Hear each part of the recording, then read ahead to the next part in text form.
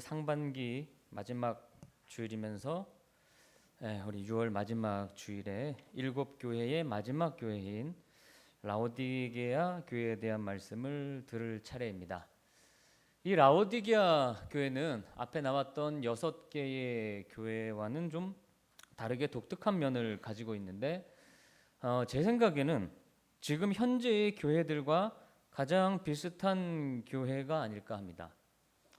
아마 우리 해군 중앙교회와도 제일 유사한 교회일 거라는 생각이 듭니다. 이 교회는 이단의 교리의 침투나 외부로부터 왔던 박해에 대한 언급이 없습니다. 모든 교인들이 먹고 살기에 충분했고 아주 가난한 사람들이 없었고 풍요했고 대부분 안정된 생활을 하는 사람들이었습니다. 그러나 영적으로 볼 때는 대단히 미지근하다. 이것이 예수님의 평가였습니다. 미지근하다. 여러분, 참 우리 인간의 희한한 속성 중에 하나는 우리의 몸이 편하면 나의 영도 괜찮을 거다라고 하는 생각을 갖는다는 거예요. 그러니까 내 생활이 편하면 나의 영혼도 괜찮은 거야. 이런 착각을 한다는 거죠. 매주 성경의 가르침을 받으면서도 사실 우리의 삶에 변화가 없고 또 깨닫지 못하고 내 마음의 상태가 진실로 영적으로 어떤지 알지 못하는 거. 그래서 다분히 형식적이고 피상적이고 그저 조금 감정적이고 어떻게 보면 겉만 좀 번지르르한 그런 종교성, 그런 모습을 가지고 있다는 겁니다. 그런데 오늘 이 말씀을 통해 우리가 알 수 있는 것은 바로 이런 자들에게, 이런 사람들에게 복음을 전하는 것이 여러분 제일 어렵다고 하는 사실입니다. 제일 말을 안 듣고 제일 하나님 말씀을 안 듣는다는 거죠. 그럼 저는 이제 목사로서 많은 대상들, 많은 부류들 모인 곳에 이렇게 설교하지요. 여러분, 목사가 어떤 부류의 사람들이 모인 자리에 가서 설교할 때 제일 쉬울까요? 설교하기가 쉬울까요? 이 설교라는 게 되게 어렵거든요. 근데 어떤 사람들이 모이는 데가 설교하면 참 쉬울까요? 어떤 생각이 드세요? 잘 모르시겠죠, 여러분, 목사가 아니니까. 정답은 목사님들이 모인 예배입니다. 여러분, 상식적으로 목사님들이 다 앉아 있으면 되게 설교하기 부담스러울 거라 생각하죠? 안 들어요. 어차피 상관없어요.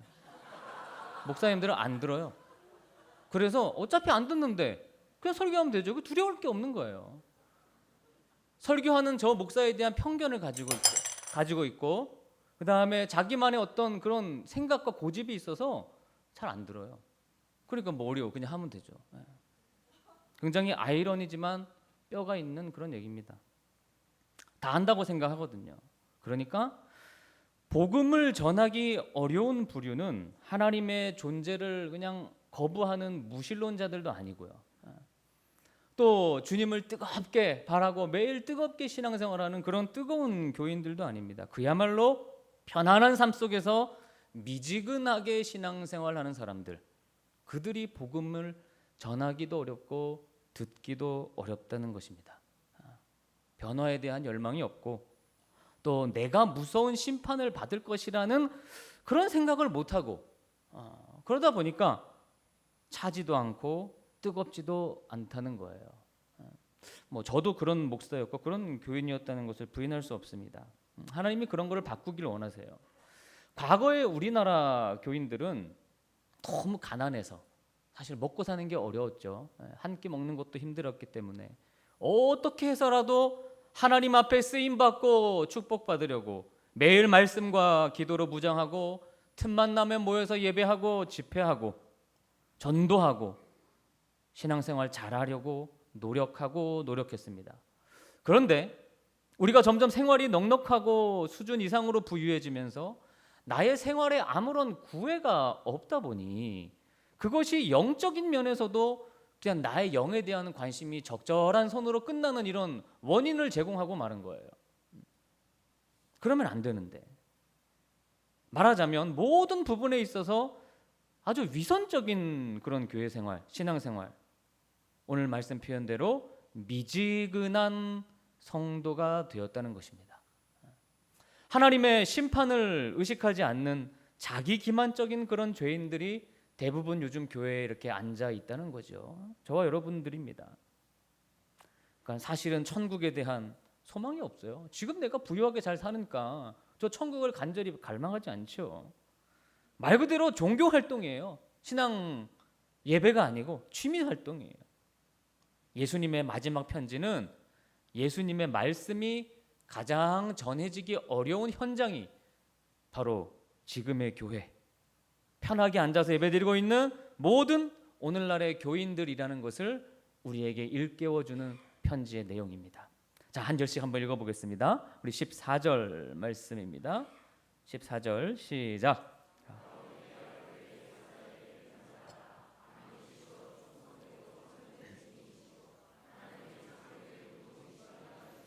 아멘. 모든 교회에 여러분 예수님에 대한 표현이 제일 먼저 등장하잖아요.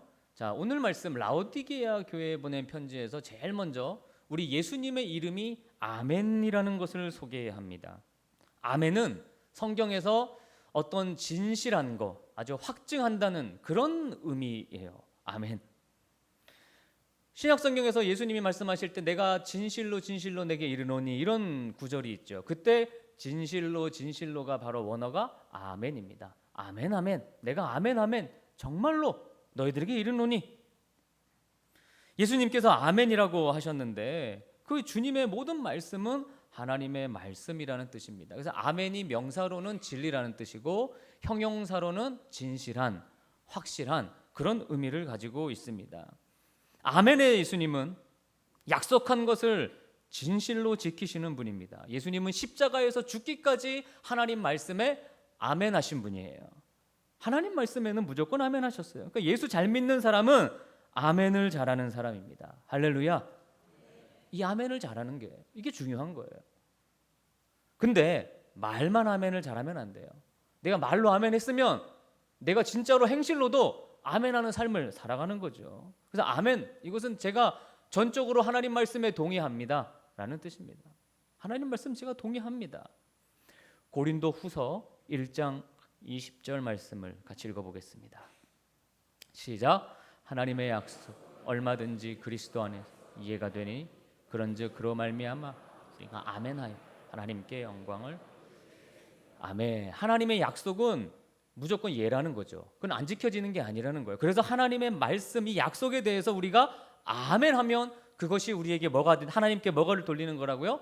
영광을 돌리는 거라는 거예요. 하나님 말씀에는 아멘하는 겁니다. 그러면 하나님께 영광이 된다. 여러분, 하나님 말씀에는 끊임없이 아멘하시기를 주의 이름으로 축원합니다. 그리고 두 번째는 충성되고 참된 증인이셨다. 이렇게 예수님을 소개하고 있지요. 빌라도 앞에서 담대하게 십자가 처형을 감수한 하나님의 참된 증인이셨고, 그리고 진리로 하나님을 증언했기 때문에 예수님은 순교 당하신 거고 십자가에서 돌아가신 겁니다. 그러면 우리는 예수 믿는 자들은 누구입니까? 바로 우리는 예수님을 증언하는 증언자들이죠. 이사야 43장 10절에 너희는 나의 증인 나의 종으로 택함을 입었느니라 그렇게 말씀합니다. 여러분을 하나님이 왜 부르셨느냐? 여러분의 말과 행실과 표정과 여러분의 일과 모든 것을 통해 예수님이 증거되도록 여러분을 증인으로 불러주셨다는 거예요. 그리고 세 번째는 창조의 근본이다. 라오디게아 교인들은 유대인들과 마찬가지로 예수님을 거부했어요. 예수님의 근본을 믿지 못했어요. 그러나 요한복음 1장 1절에 3절은 예수님이 말씀으로 태초전부터 계셨다고 하셨습니다. 예수님은 모든 창조 세계의 통치자시고 인간의 생사화복을 주관하시는 분이고 나를 만드신 분이라는 것입니다. 이것을 이 세 가지를 초장에 이렇게 강조한 것은 반대로 생각해 보세요. 라오디게아 교인들이 이렇지 못했다는 것입니다. 하나님 말씀에 진실로 아멘하지 않았고 예수님의 증인으로서의 삶을 살지 않았다는 거예요. 그래서 이런 모습으로 나타나신 것입니다. 세상에서 구체적인 장소에서 예수님의 증인으로 살지 않고 창조의 질서도 거부하며 아멘하지 않고 살았다. 자, 라오디게아라고 하는 도시는요, 남북으로는 버가모와 지중해를 연결하고 있고, 그 다음에 동서로는 에베소와 소아시아 내륙을 연결하는 곳입니다. 상업과 무역이 매우 발달한 그런 도시였어요. 특히 이 라오디게아에 사는 사람들이 대부분이 부자였습니다. 라오디게아 교인들도 부자였고요.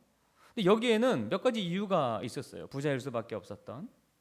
자, 제일 먼저 라오디게아에는 사치스러운 옷, 양탄자를 만드는 데 사용되는 그 부드러운 양모의 생산지였어요. 그게 뭐 당시에 귀하니까 그걸 만들어서 팔면 돈을 많이 여러분 벌었던 겁니다. 요즘에 제일 비싼 옷이 뭐예요? 제일 비싼 브랜드가 어느 브랜드입니까?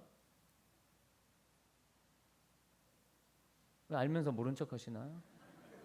그럼 백화점 가면 어떤 브랜드가 제일 비싸요? 뭐 프라다? 저도 잘 몰라요. 뭐 버버리 뭐 이런 정도는 알지.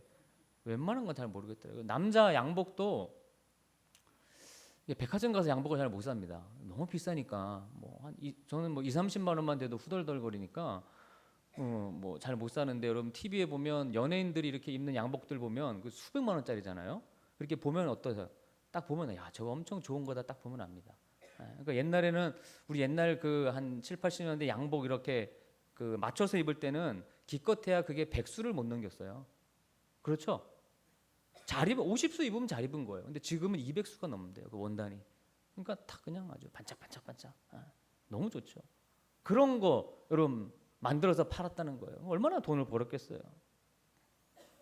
그 다음에 이 라오디게아에는요, 이 눈병, 안질에 필요한 안약을 만들 수 있었던 동네였습니다. 그 당시에 눈이 아픈다고 무슨 약을 넣어요. 근데 이 동네는 그 약을 만들 수 있는 재료가 있고 약을 만들었고 유명한 안과 의사가 2명 있었다고 합니다.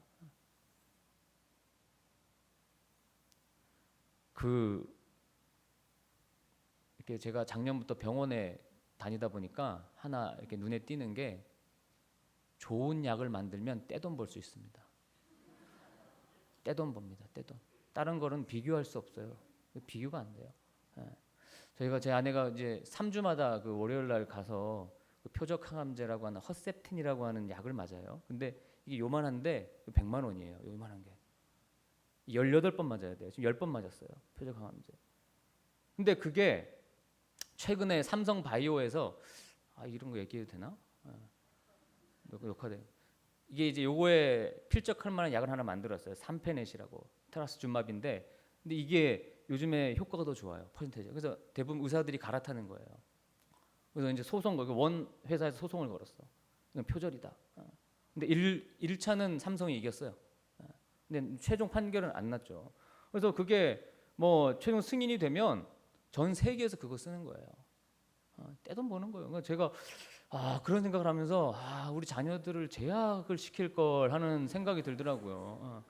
여러분 그거 돈 벌려면 그거 시키세요. 그래서 제대로 암세포만 딱 죽이는 항암제를 개발한다? 그 사람은 전 세계 1등 갑부가 됩니다. 단 1시간 만에. 아직 세계에 그런 약이 없어요. 항암약은 모든 약이 정상세포를 같이 죽이거든요. 그런데 암세포만 딱 골라서 죽이는 그 항암약을 개발한다? 그건 뭐 전 세계를 살 수 있다니까요. 그 정도예요.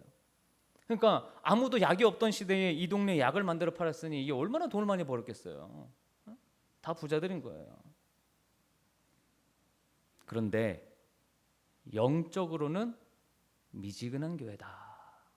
예수님이 이렇게 평가하셨어요. 미지근한 교회다. 자, 한번 보십시오. 15절입니다. 15절 말씀 읽습니다. 시작. 내가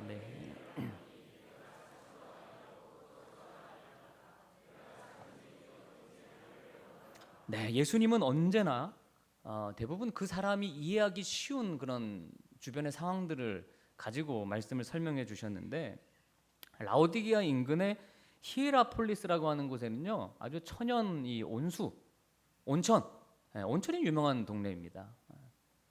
지금까지도 유명해. 사람들이 많이 갑니다. 왜냐하면 그곳에 피부병에 좋다고 해서요. 그 온천물이 아주 온천이 유명한 곳인데, 라오디게아는 그렇게까지는 좋지 않았어요. 그래서 그곳으로부터 이 관을 만들어 가지고 물을 끌어다 쓴 겁니다. 근데 한 8km 정도를 이게 와야 되다 보니까 그쪽에서 온천이 콱콱 나와도 이게 8km를 그걸 따라가, 지금이야 뭐 기술이 좋았다고 해도 그 당시에는 그 관을 따라오면 도착하면 이곳에서 물이 어때요?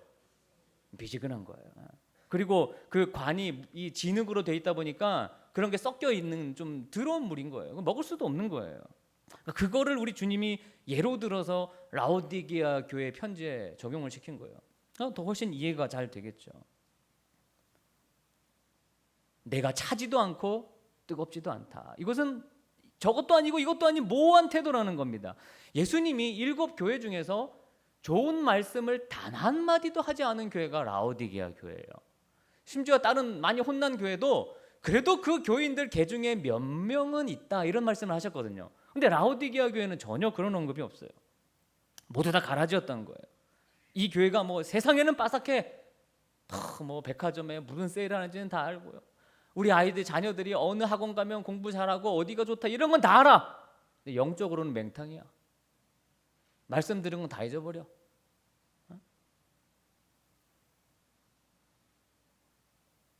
아주 생생한 언어로 우리 주님이 질책합니다. 16절 보십시오. 16절 시작.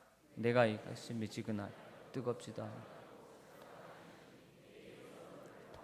네, 15절과 16절을 쉽게 요약하면 나는 너를 너무 잘 안다. 너의 실상을 안다.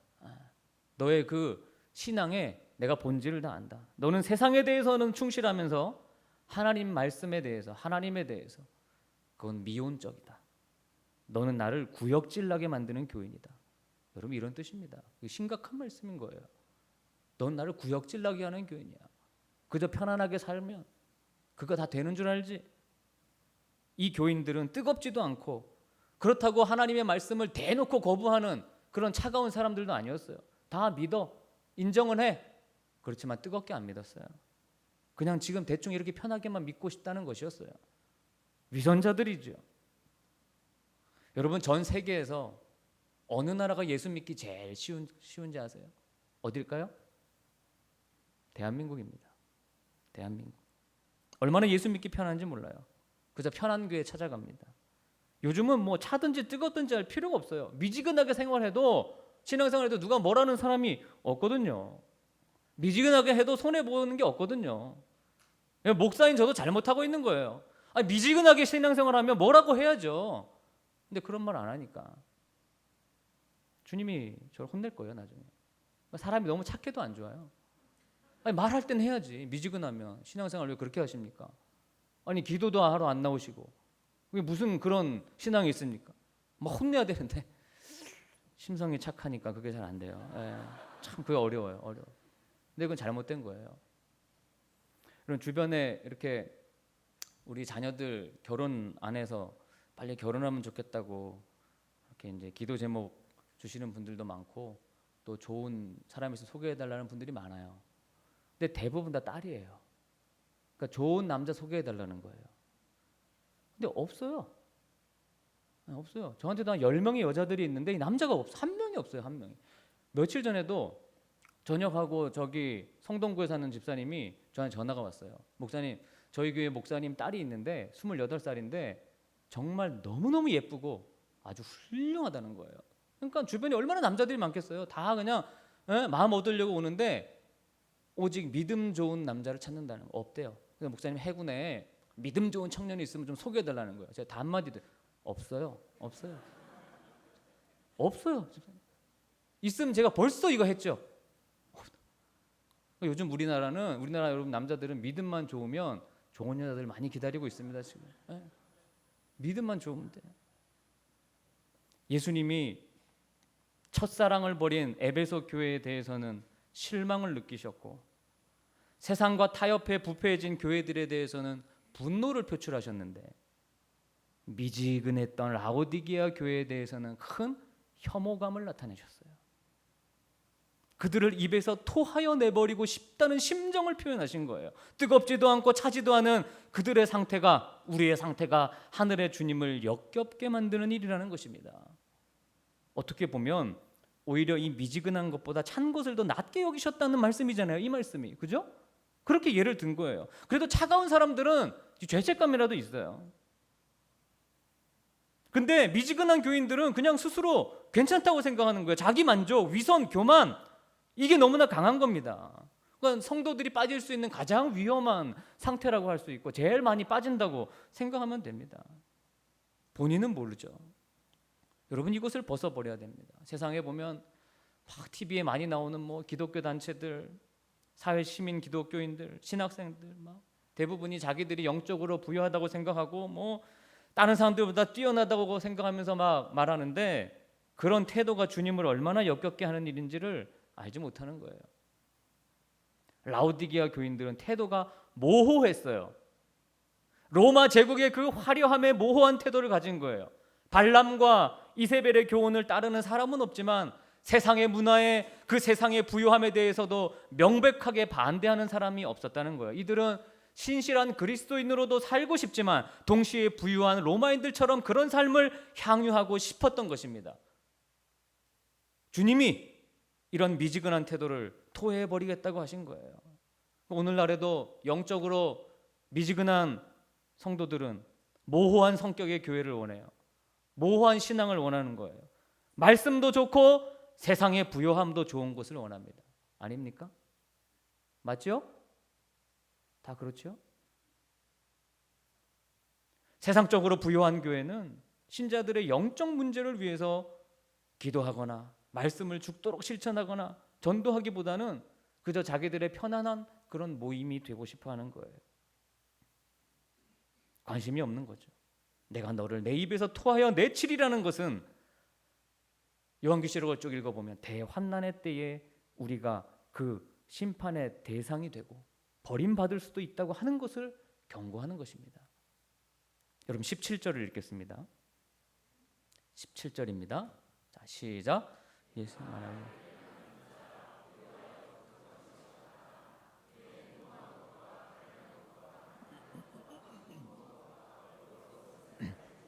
예수님은 그 교회가 곤고하고 가련하고 가난하고 눈멀고 벌거벗었다는 등의 비참함을 아주 조목조목 여기 열거하고 있습니다.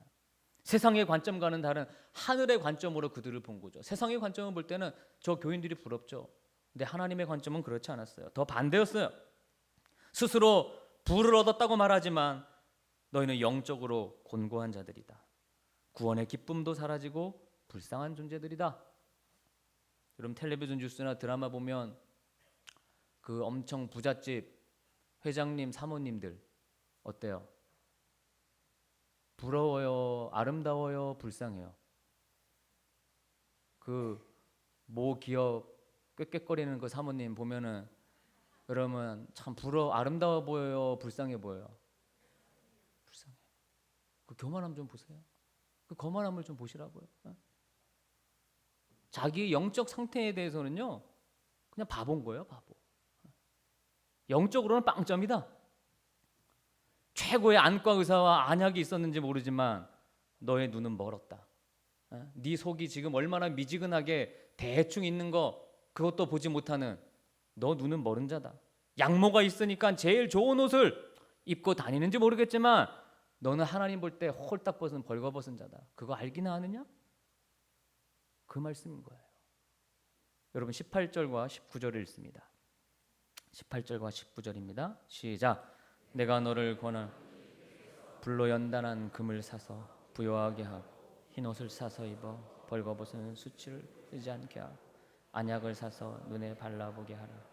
무릇 내가 사랑하는 자 책망하여 징계. 아멘. 여러분 이 말씀에서 참 눈물 나는 하나의 단어가 있어요. 주님이 그렇게 토해버리겠다고 뭐라 하시면서도 무릇 내가 사랑하는 자를 책망한다. 우리 사랑하신다는 거예요. 그렇게 부족한데 여러분 사랑하신다는 거예요. 그러므로 네가 열심을 내라. 회개해라. 그러니까 바로 토해버리실 수도 있잖아요. 바로. 근데 참으시는 거예요. 기다리시는 거예요. 그냥 우리가 안전하다고 생각하는 그런 잘못된 안전의식 속에 살아가는 우리를 일깨우시는 거예요. 대부분의 사람들은 고난이 없으면 교만합니다. 하나님 앞에 까불어요. 자기가 잘난 줄 알아요. 그러나 이 불로 연단한 금, 이게 지금 첫 번째죠. 그렇죠? 하나님이 연단시키는다는 겁니다. 그럼 베드로전서 1장 7절에도 이런 말씀이 나옵니다. 함께 봅니다. 시작. 너희 믿음의 확실함은 불로 연단하여도 없어질 금보다 더 귀하여 예수 그리스도께서 나타나실 때 칭찬과 영광과 존귀를 얻게. 아멘. 이 영적인 금은 모든 불순물을 제거한 그런 금입니다. 참된 영적인 부요함을 추구하라는 것입니다. 여러분, 세상의 부요함을 추구하는 것에 50%라도 영적 부요함을 한번 추구해 보십시오.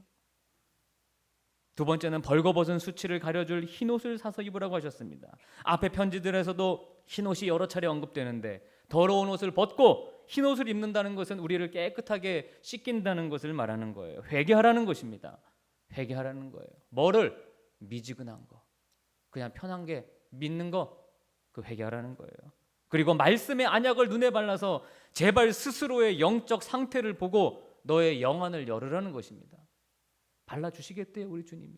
우리가 마음만 열면 친히 발라주시겠대요. 얼마나 감사합니까? 그래서 자기의 영적인 모습을 보는 게 제일 귀한 깨달음이에요. 그리고 말씀하십니다. 열심을 내라. 세상 일에 열심 말고 하나님 일에 열심히 내라. 뜨겁게 모이고 예배하고 선교하고 전도해라. 여러분, 뭐든지 부담 없는 게 좋은 게 아니에요. 요한계시록 읽어보면 어느 교회 가니까 참 편하고 부담 없어 좋더라. 그게 좋은 게 아니라니까요. 여러분, 설교를 듣고 말씀의 행함에 대한 부담을 가져야 합니다. 정규원 목사님은 강원도 사람이라 그런지 편하게 해줘서 너무 좋아. 그거 좋은 거 아니에요. 그거 좋은 거 아니라고요. 편하게 해주면 안 되는 거예요. 현대 교인들은 부담 안 가는 교회 가려고 해요. 자기 감정 건드려 보세요. 싹 갑니다. 다른 교회로. 그거 아닙니다. 그럼 마지막 20절부터 22절까지 봅니다. 20절부터 22절까지 시작. 볼지어다 내가 문 밖에 서서 두드리 누구든지 내 음성을 듣고 문을 열면 내가 그에게로 들어 그와 더불어 먹고 그는 나와 더불어 먹으리라. 이기는 그에게는 내가 내 보좌에 함께 앉게 하여 주기를 내가 이기고 아버지 보좌에 함께 앉은 것과 같이 하리라. 귀 있는 자는 미지근한 우리들이 문을 열어야 됩니다. 회개는 내가 하는 거고 주님은 노크하고 계십니다. 이 라오디게아 교회 안에는 주님이 안 계셨어요. 그럼 주님이 지금 들어가시겠다고 하시는 거예요. 그래도 우리 주님이 기다리고 계신 거예요. 어서 열기를 기다리고 계신 거예요. 회개와 믿음을 통해 예수님께서 들어오셔서 역사하시도록 우리의 마음 문, 영적인 문을 열으라는 것입니다. 그러면 내가 그에게 들어가 그와 더불어 먹고 그가 나와 더불어 먹으리라. 친밀함을 얘기하는 거죠. 어두운 밤이 임해서 기회가 영원히 사라지기 전에 라오디게아 교회와 교인들이 회개하기를 바라며 밖에서 기다리시고 계신 그 주님의 모습이 바로 이 편지 마지막에 이렇게 나타나 있죠. 사랑하는 우리 주님이 사랑하는 여러분, 세상 풍조, 향락 그것을 이기고 안락한 삶에서 일어나서 안주하려고 편안한 것을 찾는 곳에서 벗어나서 더욱 뜨겁게 주님을 사랑하고 기도하고 말씀을 믿고 행하며 아버지 보좌에 함께하는 복을 여러분 받으시기를 주의 이름으로 축원합니다. 사도 요한은 오래전에 이 현상을 본 거예요. 오늘날 모든 교회들이 이렇게 편함을 추구하고 다 미지근한 교일이 되는 그런 모습을 본 거예요. 우리가 그 속에 있는 거예요. 여러분, 뜨거워지십시오. 뜨거워지십시오. 우리 같이 한번 기도하겠습니다. 우리 반주해 주시면